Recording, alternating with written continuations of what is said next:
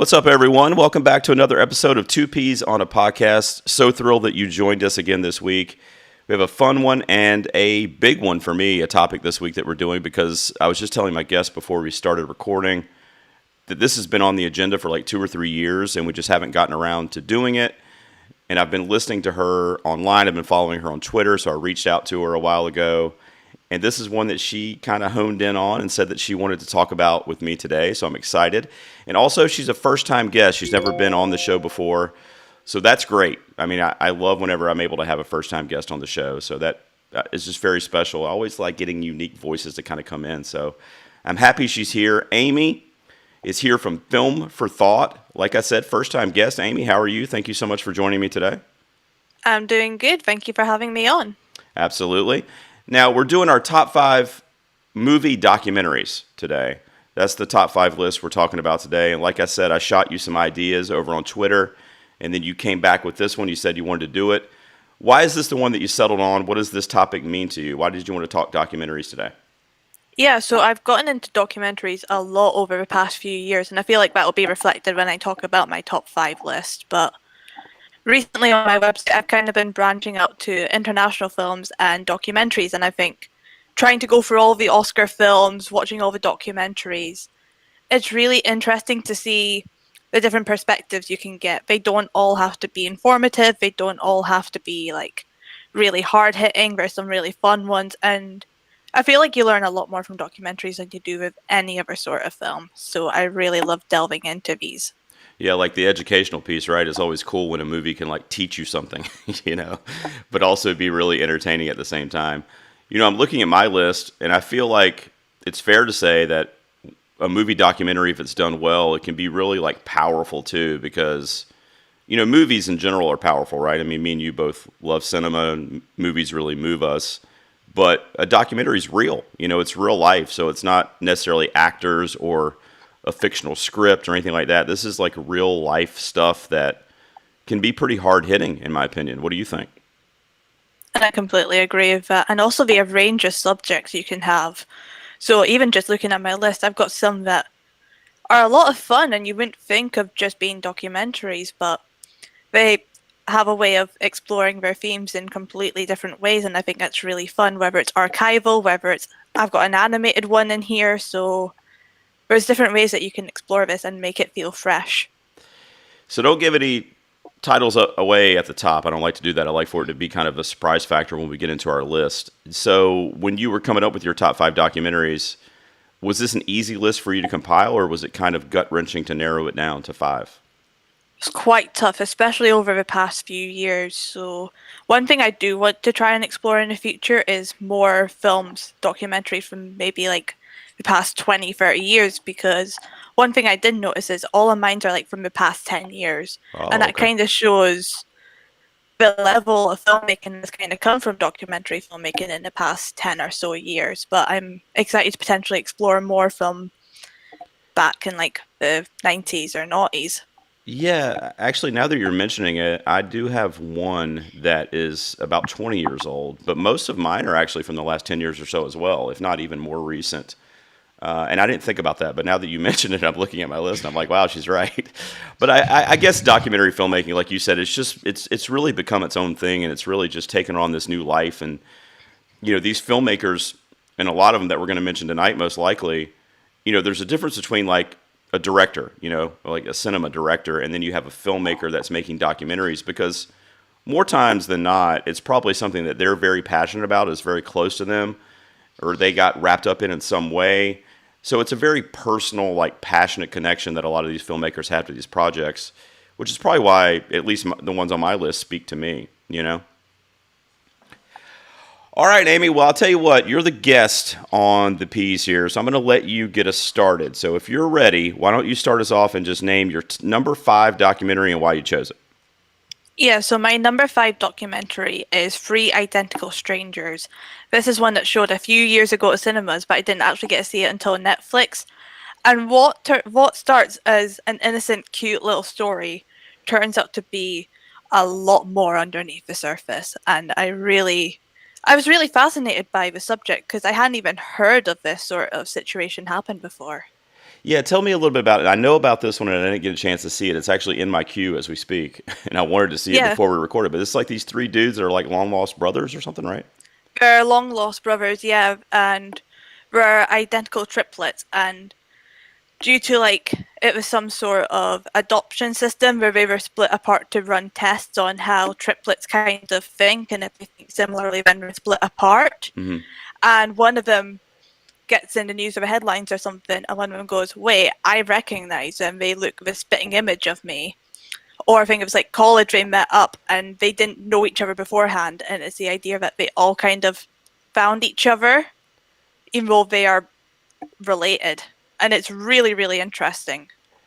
It sounds like it. Like I said, I've had it in my queue for a while, and now I really am bringing it back into my foresight. I really do want to check it out. I heard it was really good. I can't remember if that one was nominated for an Oscar or not, but I know it did have I a lot don't of fanfare around it. remember. Yeah, it was last year, right, or a couple years ago?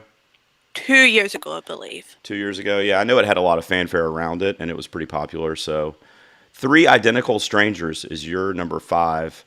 I'm a sucker for a good like musical documentary, like based on a real life musician. And my number five is one of those. And you're in the UK. We didn't mention that. Maybe your accent gave it away, but you're over there, so you might have a familiarity with this artist. But it's called Amy, which I did not do because Oh you're on the yes. show. I promise. But from 2015, Amy, based on Amy Winehouse, the musician. So that's my number five from 2015. So are you a fan of this one? You seen this one?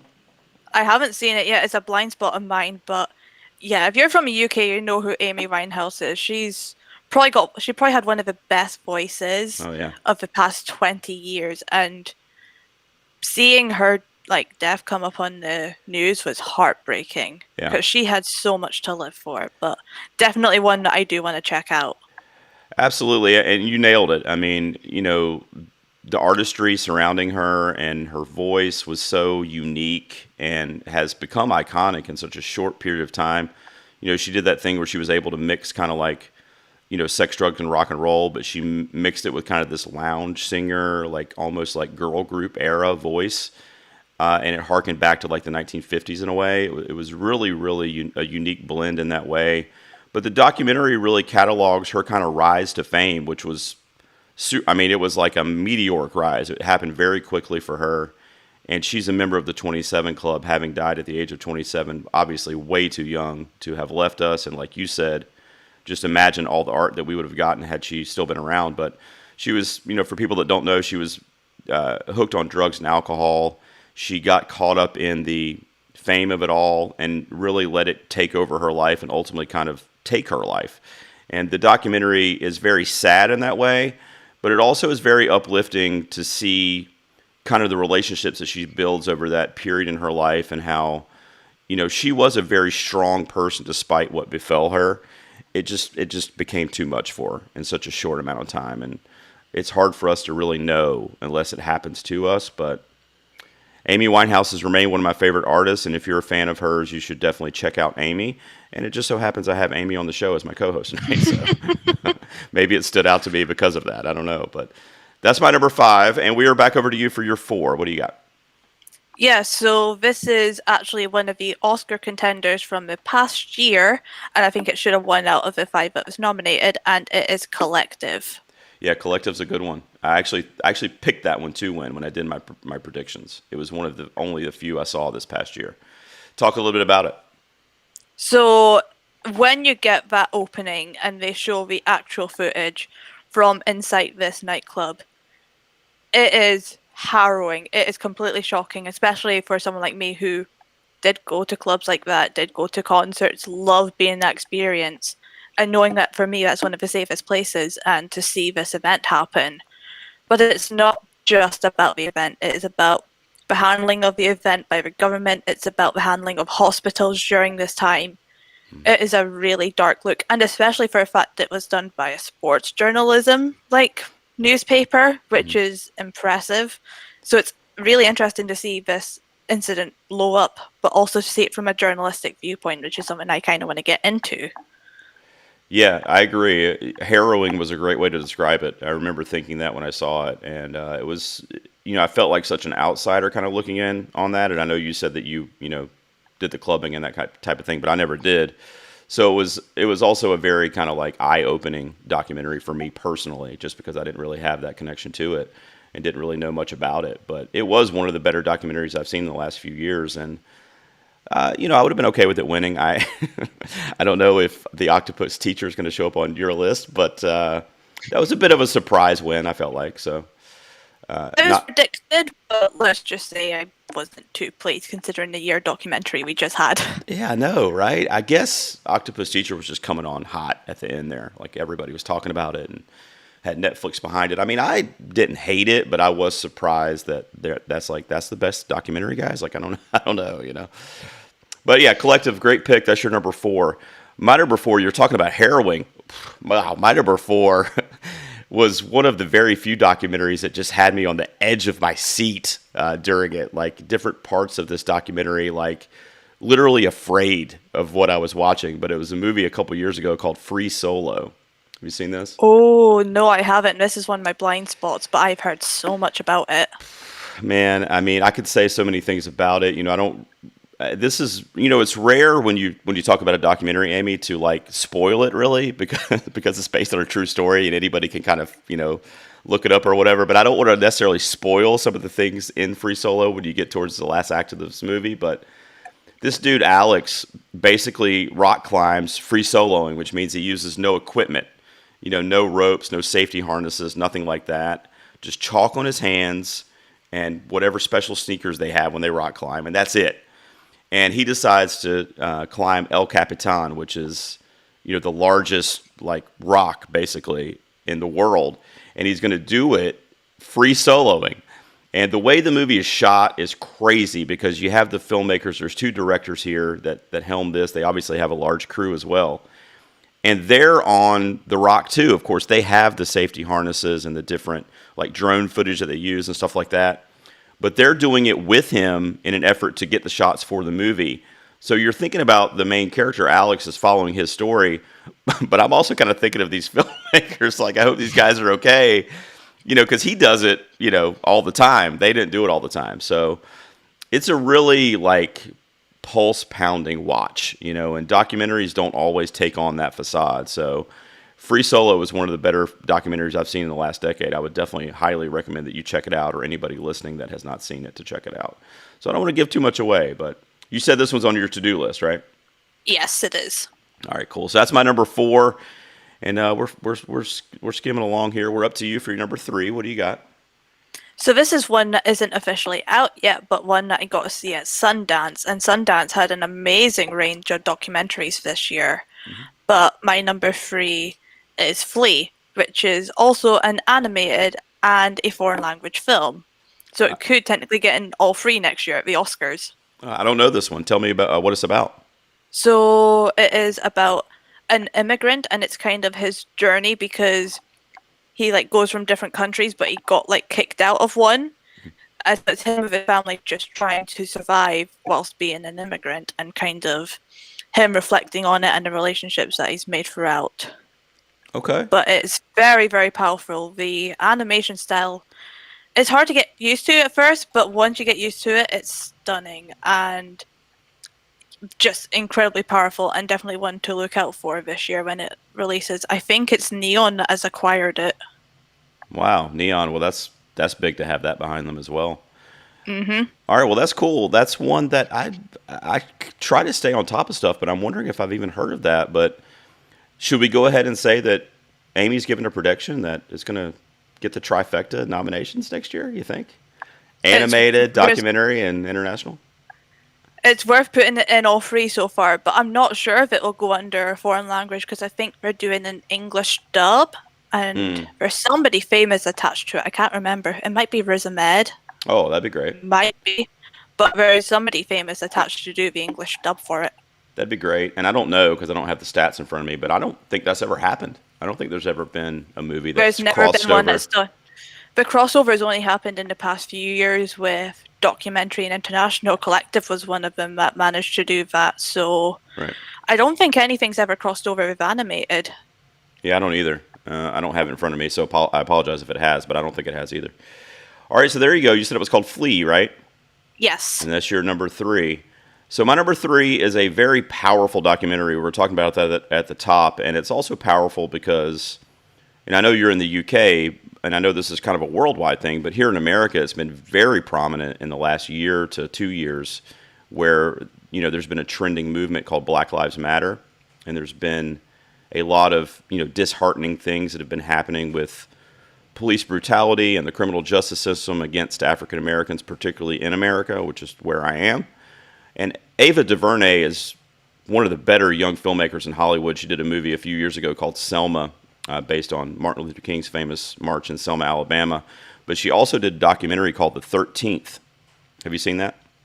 I haven't. I've seen her short limited series When They See Us, and that was incredible. So I Yep. definitely want to check out 13 for sure. That's another one, but the 13th, it gets its name from the 13th Amendment because that was the amendment that abolished slavery in the U.S. and at the end of the Civil War.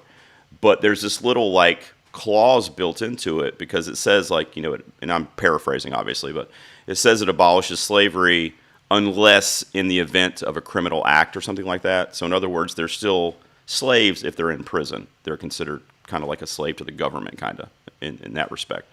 So what it does is it explores how they really, and I'm talking about America, really set up the African American community for failure from the beginning, even from the abolishment of slavery, even with just that simple language. Because if you take yourself back there and you think okay, they've known nothing but slavery, and now it's like, all right, it's abolished, it's against the law now, you're free.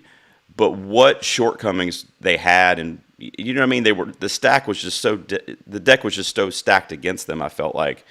And DuVernay and the different interviewers or interviewees in this documentary really opened my eyes as a white person, really opened my eyes to wow, this is like a systemic thing that is going to take decades and decades to cure. And it's a shame. And, racism is not going anywhere, unfortunately. And this documentary really puts a spotlight on that. So it's a downer in that respect. But if you're talking about documentaries like teaching you, which is what you and I were kind of saying at the top there, this is something that everyone that's quote unquote privileged, I feel like, should see, because it will really show you, just how society can treat different groups of people, and it really is a shame, and it really harkens back to racism. In that way, I feel like it's a very important documentary, and it really hit me really hard because I saw it during the Black Lives Matter movement, which is still going on, obviously, but George Floyd, I'm sure you've heard of that case, I'm sure, last year. Of course. So when that happened is when I watched this. I did this whole stint where I watched just a ton of black cinema, and this was one of the ones I had never seen that I went ahead and watched. It's on Netflix, by the way. And it was really an educational watch for me and a tough watch, but I feel like it was really important. So I think Netflix is really good for getting those voices out. They had The Five Bloods. They have a lot of Ava DuVernay's work there. I think what they're doing is incredible, and I think more places need to learn from that. yeah, I agree. Well, I guess I'm giving you a pretty long to-do list here so far. You definitely have. Which is good. Hey, that's fine. So that was my number three. We're up to our runner-ups. Amy, what do you have at number two? Yeah, so at the top we were saying about how documentary is personal, and I feel like nothing is more personal than filming your own family. So my number two is Dick Johnson Is Dead. Good one. It didn't make my list, but this was one of the other documentaries I saw this past year that I absolutely loved. Talk a little bit about this one. Yeah, so I feel like past year has been really good for representation in general, but I think Dementia actually had a pretty good representation both with the father and Dick Johnson Is Dead. And this documentary, it's a lot of fun. It's quite entertaining despite the premise of filming your dad dying, but they have fun with it with the numerous movie style deaths, the sort of heaven scene, the fact that you got to see his own, essentially his own funeral. And it's filmed so well. Like, it's made me want to actually go and watch her previous film, Camera Person, I think it is. Yeah, I haven't seen that one. Actually, I haven't seen that one either, but I want to watch that one. But what a fun documentary. And the fact that this didn't even get nominated for Best Documentary is a scandal. I was crazy when that. I'm like, what? because that was my favorite documentary of the past year of the ones I saw. I didn't see all of them, obviously, but that was my personal favorite one that I saw.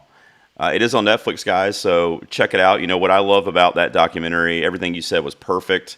The only thing I'll add is just I love how they incorporate how powerful like movie making is Mm-hmm. into our lives or into their lives specifically in that documentary because her and her dad you use the art of movies and her love of movies to kind of cope with what was going on, and that just I thought that was a brilliant kind of take on that.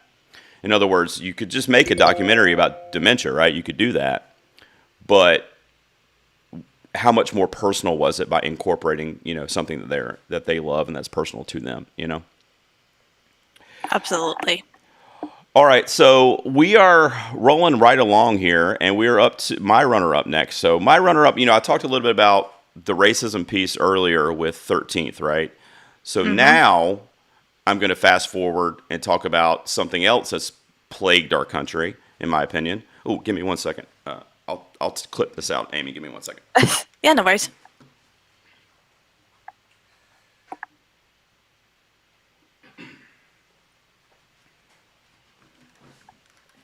Sorry about that. I'll clip that part out.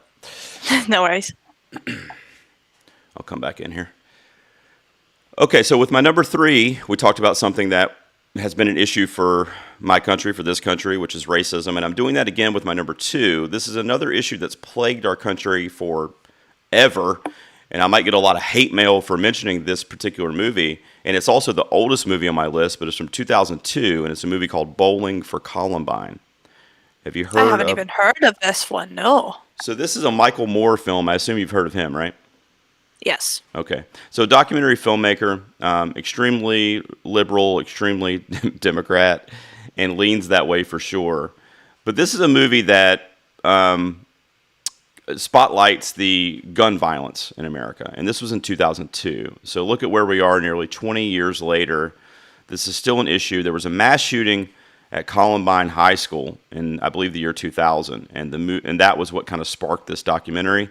So, he used that high school mass shooting as a catapult to kind of make a story surrounding gun violence in America. And again, to me, it's just so sad that these school shootings and these mass shootings continue to happen every few months in America. And I mean, we're talking about a documentary that came out in '02, and it's still more prominent now, if you ask me. Guns are becoming more of a kind of widespread thing, particularly in America. I don't know if the UK, I mean, I know you guys have had things over there, but I don't know if you've experienced it on such a like saddening mass scale as we have here in America. But it's a tough thing, and this documentary really tackled it.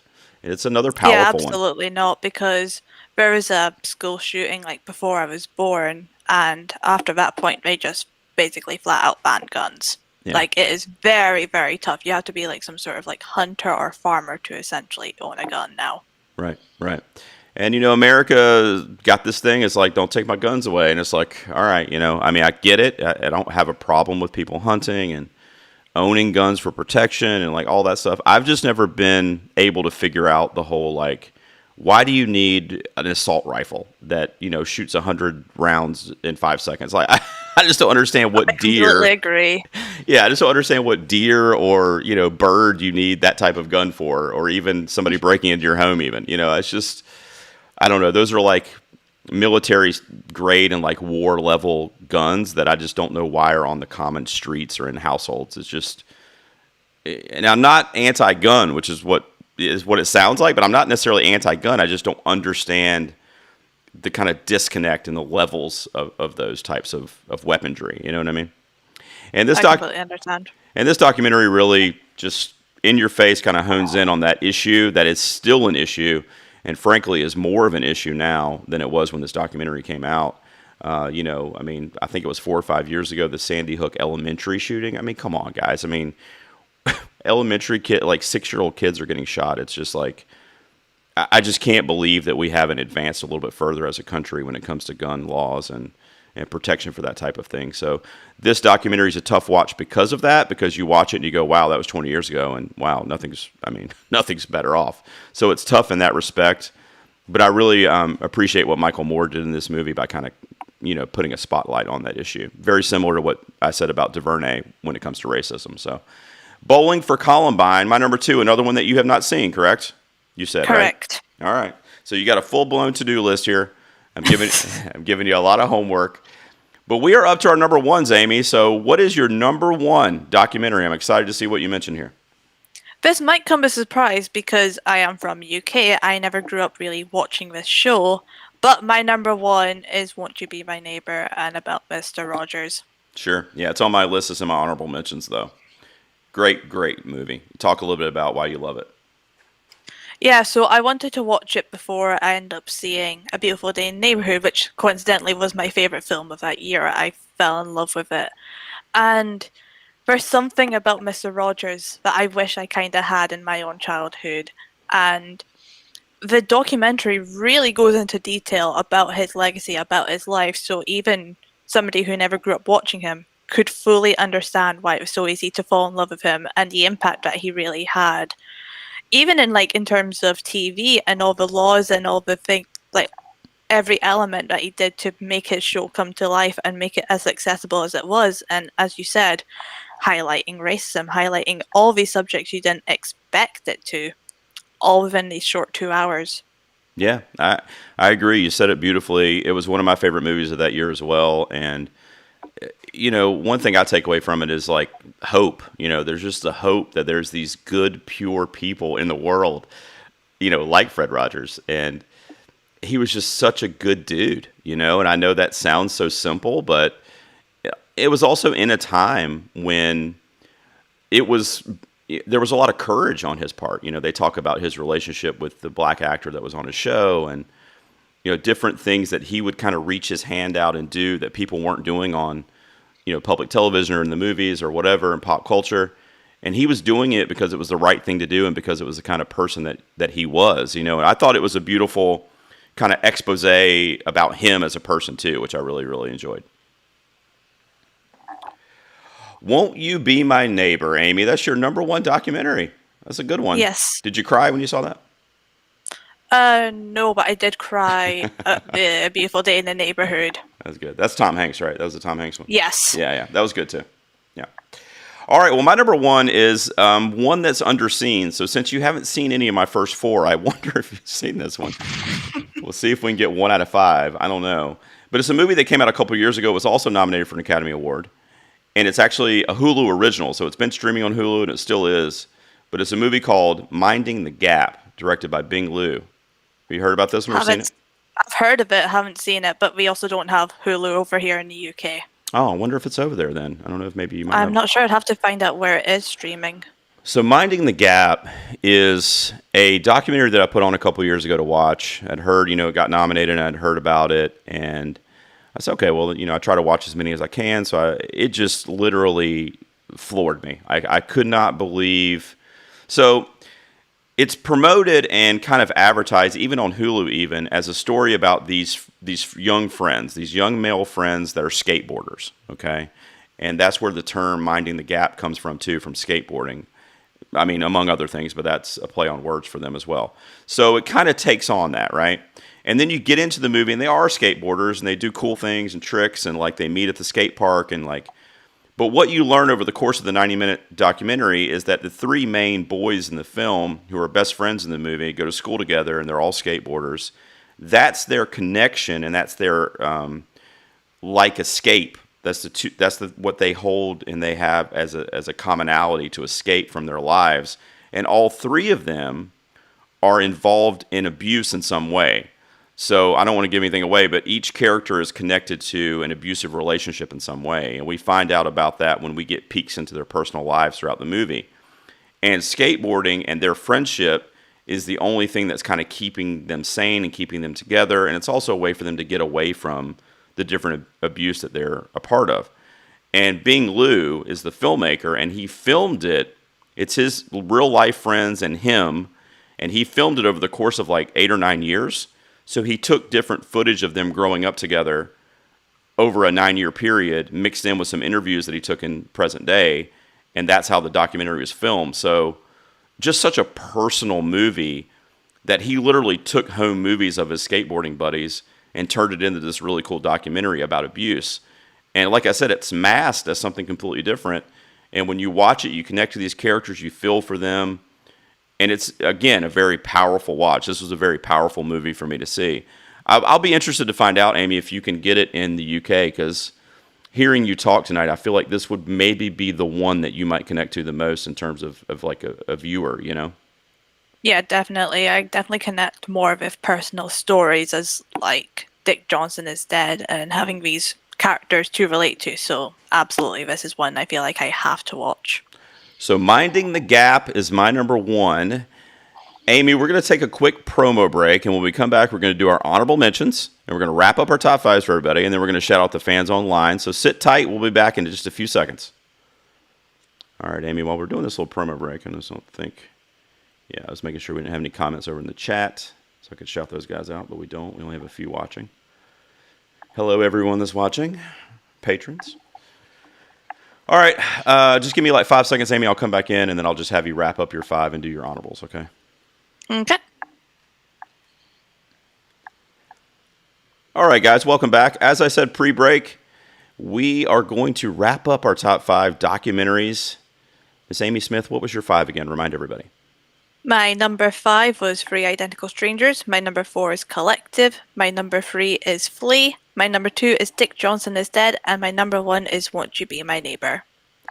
There you go. Good list. Now, I want you to go ahead and give some honorable mentions. So if you want to round out your top 10 or however many you have there that didn't quite crack your top 5, what other ones did you want to shout out? Yeah, so I have 3 in particular that I want to shout out. The first one is Tell Me Who I Am, which is on Netflix, and it is a story of 2 brothers, and one of them gets into a sort of road incident that leaves them not able to remember anything except his brother because of the close bond they have. Mm-hmm. But there is a very dark past that he just completely forgot, and it's basically presents the idea of, would you tell your brother the traumatic past he had, or would you just let him forget the entire thing? And they have an entire discussion because it almost breaks their relationship. So they get into a room and it's completely dark what they learn, and the filmmaking is impeccable with this one. Okay, cool. I'll have to check that one out as well. I've never seen that one. What else you got? It's very good.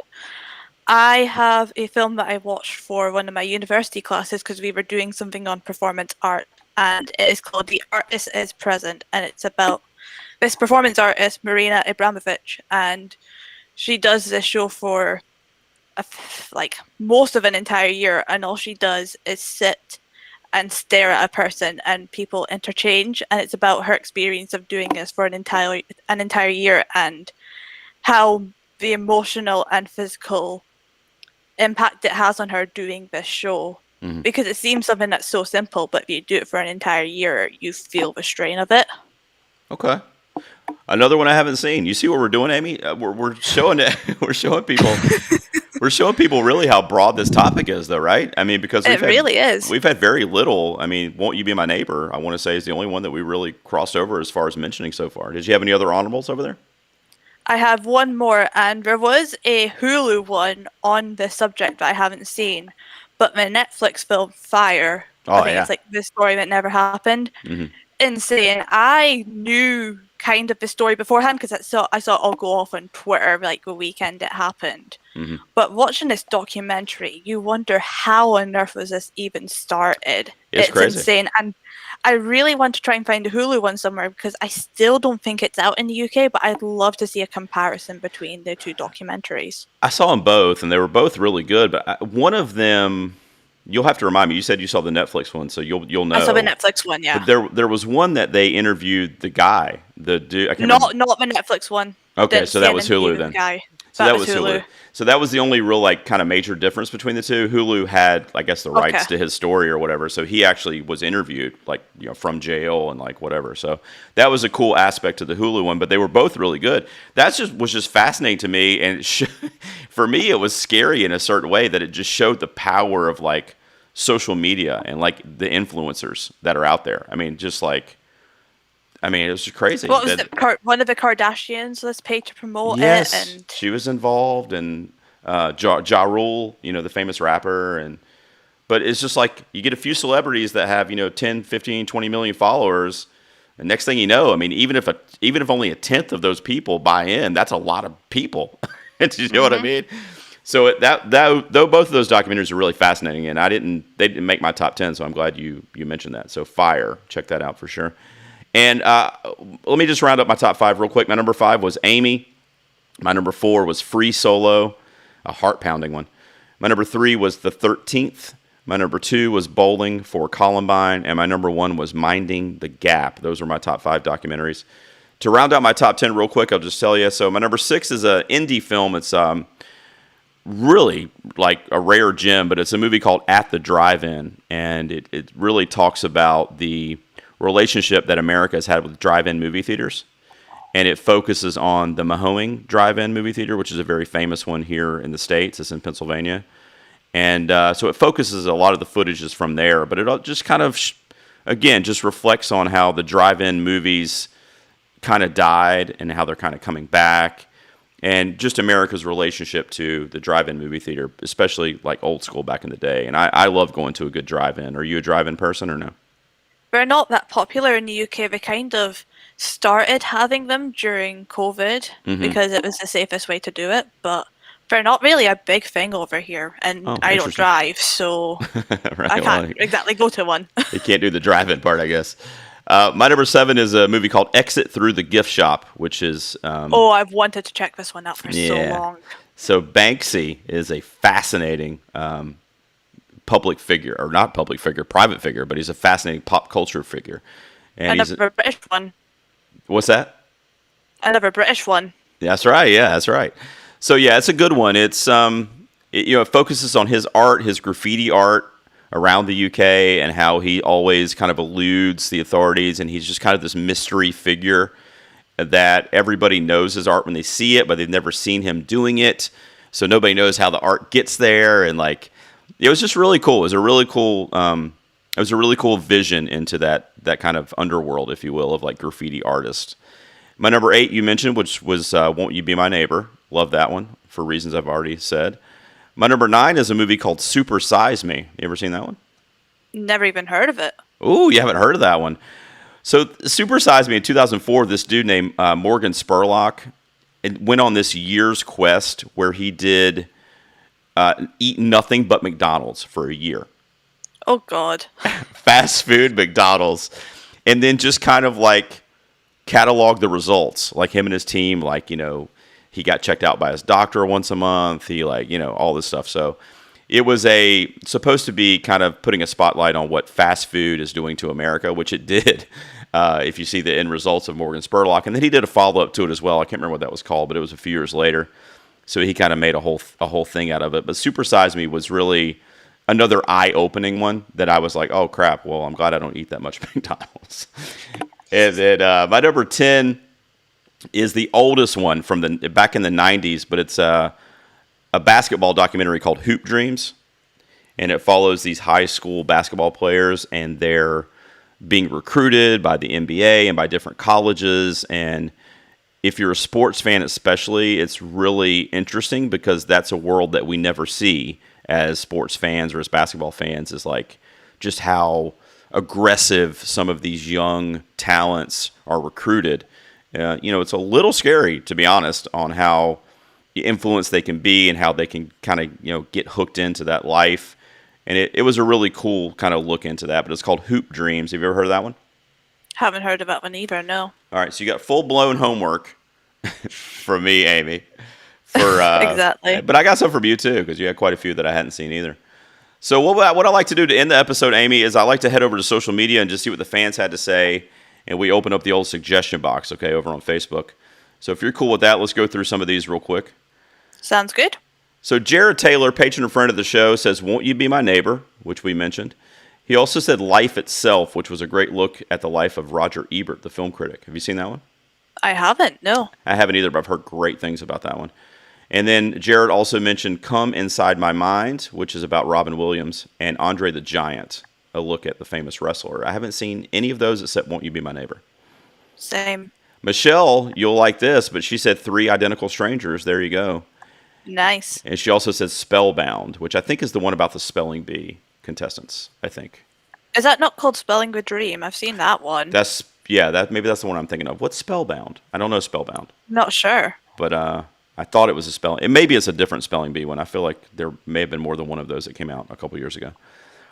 Christiane, patron and friend of the show, says March of the Penguins and any of the Ken Burns series, which would be baseball, Vietnam, and Civil War. I never got into the Ken Burns stuff, which is ironic because I'm a history buff, but I just never got into his documentary films. Have you? No, I haven't tried them.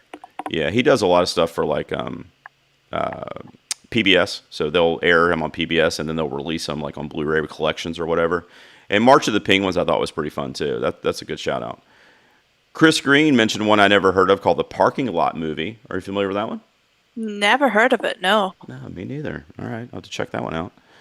Let's see. Joe Ketchum says Lost Soul, Grizzly Man, American Movie, Raiders, which is the story of the greatest fan film ever made, and Man on Wire. I've seen Man on Wire. Have you seen that one? I've heard of the last. No, I haven't seen any of them, but I've heard of the last two. Yeah, Man on Wire is another one similar to Free Solo because it's the dude that he walks on the wire over two skyscrapers. I watched the film by Robert Zemeckis on that story. Yeah, same story, yeah. Let's see. Jay Talbot says, Dear Zach, which is a letter to a son about his father. He said it was heartbreaking. He also mentioned Touching the Void and Searching for Sugar Man. I've heard the last one. Yeah, I haven't seen any of those. David Rosen says, Feels Good Man, Three Identical Strangers, The Cave of Forgotten Dreams, and Pumping Iron. So Three Identical Strangers is getting a lot of love. I just saw Cave of Forgotten Dreams for my university class a few weeks ago. It's Werner Herzog. So I don't know if you've heard of Encounters at the End of a World. That sort of style. They're very, very good. Okay, all right. Good to know. Dan Truly says Free Solo, Young at Heart, and The Aristocrats. David Powell, patron of the show, says Free Solo, and then he says a caveat, even though he's unable to finish watching it due to his vertigo. It is a very immersive watch. You're right, David. He also mentioned Dear Zachary, When We Were Kings, and Up, the series, which I'm not familiar with. Dear Zachary, I feel like I've heard of, but I haven't seen that one. Have you seen any of those? I haven't, no. All right. Joey Austin, patron and friend of the show, says When We Were Kings. That's another shout out for that one. I haven't seen that one. Harlan County Coal Miner Strike, The Last Dance, which I know of that one. Beyond the Mat and Ken Burns' Civil War, which got mentioned earlier. Brad says Paradise Lost. I have not seen that one either. See how many documentaries there are, Amy? It's crazy how many there are. I know. Yeah, there's so many that can be sought out, you know. Dan Roski, top tier patron of the show, says Endless Summer, Decline of the Western Civilization, The Times of Harvey Milk, Stop Making Sense, and Murder Ball. Haven't heard of any of them. I've heard of a few, but I literally have not seen any of them. Wow. Let's see. Dan Brennick, patron of the show, says Icarus and Minding the Gap. He also said he would like to shout out The Last Dance, even though that's a series, not a movie. And I agree. I mean, are you familiar with The Last Dance? You know who Michael Jordan is, obviously. So The Last Dance obviously, yeah. Yeah, so The Last Dance is the story of his kind of reign in the NBA with the Chicago Bulls. Mm-hmm. It was really well done. And I really enjoyed it. But it was a series, like Dan said, so I didn't put it on my list. And let's just mention a couple more here. Let's see what patrons I got here and make sure I shout them out. Josh is a patron of the show. Let's see. He shared a whole list of like 20. Let me see which ones we have not mentioned. So the Beastie Boys story, that's a good one. Are you a fan of the Beastie Boys? Not really, no. I haven't really been. I think I was like out with my sort of time. Oh, I got you. So I'm dating myself a bit, perhaps. He also mentioned Jim and Andy, which is one that I really like on Netflix, about Jim Carrey's portrayal of Andy Kaufman in Man on the Moon. That's a really good one. Oh, wow. I haven't even heard of that. Yeah, that's a really good one. It's on Netflix right now. And he mentioned Fire, which you did as well. Woodstock, PJ20, which is a Pearl Jam documentary. And then he also mentioned, let's see, he's got the posters. Paradise Lost, which got mentioned already. The Bill Murray stories. I don't know that one. I love Bill Murray, but I don't know that one. Yeah, I've never heard of it. All right, so thank you, Josh, for those. And then let's end on, let's see, what do we end on here? I feel like I want to shout out my patrons, but we got so many comments for this topic. I mean, we really did. Let's see. I'll tell you what we'll do. I'm a big horror fan, as you may be able to tell from some of the stuff behind me because we're on video chat. But my boy Drew Hallam, who's a patron of the show, friend of the show, has got a lot of horror documentaries on his list, and I didn't have any on my list. So let's do Drew to round out here. He says, In Search of Darkness, which, Amy, is a 9-hour horror documentary. Oh boy. Are you a fan of horror, by the way, or no? I am. Hitchcock's one of my favorite directors of all time. Yeah, good stuff, man. Classic stuff. Well, In Search of Darkness is 2 parts, and they're about 4.5 hours each. And it's all 1980s horror, which, as you probably know, is the decade in which that genre really, really flourished, especially like B movies and practical effects and that type of thing. So if you're a fan of the 1980s and that in the horror genre specifically, In Search of Darkness is a must-watch. You'll just have to break it up over the course of like 3 months probably to watch it all. He's also got Horror Noir, which is the history of black horror, which is also really good. The Pixar Story, Planet Earth, and then he says American Haunts, which is about different haunted attractions and houses in the U.S., which is also really, really good. That one was made for TV, I believe, but I did see it, and I think it's on Shudder right now, which is a horror streaming service. So there you go. Guys, thank you so much for the feedback in the suggestion box. It means a lot when you guys shout us out. And Miss Amy Smith is here for the first time. She's never been on Two Piece before. And she chose the topic. We're going to talk about our favorite documentaries. It was a lot of fun, and hopefully people will seek these out. I mean, hell, Amy, just between me and you alone, I could give you my list and you give me yours, and we have a lot of documentaries to watch. But why don't you tell everybody a little bit about Film for Thought and what you do over there and where they can find you and look you up? Yeah, so it is a website that I started 3.5 years ago, just as a place for me to start writing, and has since developed into a lot of awards content, me analysing more international documentary, smaller sort of films, short films, getting people involved. And I loved getting people involved in my website, so I set up a podcast with the same name. And what I do on that podcast is I tell my guests, pick a film, any film you want to talk about, and we will discuss it for about half an hour or so. I don't limit what they can pick. I don't limit what they can talk about. I think people need a space where they can essentially talk about something they're passionate about. And 2 weeks ago, we had one that was not particularly on a good movie, but it was a lot of fun to sort of talk about why it was also bad. So I think it's fun that I just let them get to pick whatever they want. So that is the Film for Thought podcast. That's awesome. I just listened to the Inside Out episode the other day in my car. And I love that episode. Oh, yeah, it was good. It was a real good conversation. It's obviously a great movie, which is what led me to hit play on that one specifically. But you have a great show over there, and you do a lot of really cool stuff on your website, too. Yes. I've been reading your movie reviews for a few months now, and I love your Oscars coverage. We lined up pretty good in our Oscar predictions this year. Some heartbreak, but we did okay. We did all right until maybe the final third. Yeah, well, geez, I don't know what they were doing with that. That's a whole other thing we could discuss. But yeah, they fell apart there at the end, huh? That's what I'm discussing tomorrow in another podcast. That'll be a fun discussion for Yeah, me to have. that'll be animated for sure. All right, well, Amy, I appreciate it, and thank you so much for being here. It means a lot, and you know how to reach me now, so I'll come on Film for Thought, and I'll do a horror movie or something. We'll talk about that. That sounds amazing. Yeah, I love talking horror whenever I get a chance, so hit me up, and I'll be there. All right. Perfect. Just send me any film of your choice. All right, we'll do. All right, guys, make sure you look up Amy. All her information will be in the show notes for you to find her, and look up Film for Thought. Give her a follow. Check her out. And until next week, guys, we will be back, and we will have another Top 5 and another P on the Pod. Take care, guys. All right, Amy, let me see if we got any comments here. Nerdjavert just says, great list from both of you. Thank you, Nerdjavert. Jason's a patron. He's a big supporter of mine. He always shows up for me. I appreciate it, dude. All right, let me. You can stop your Audacity recording, Amy.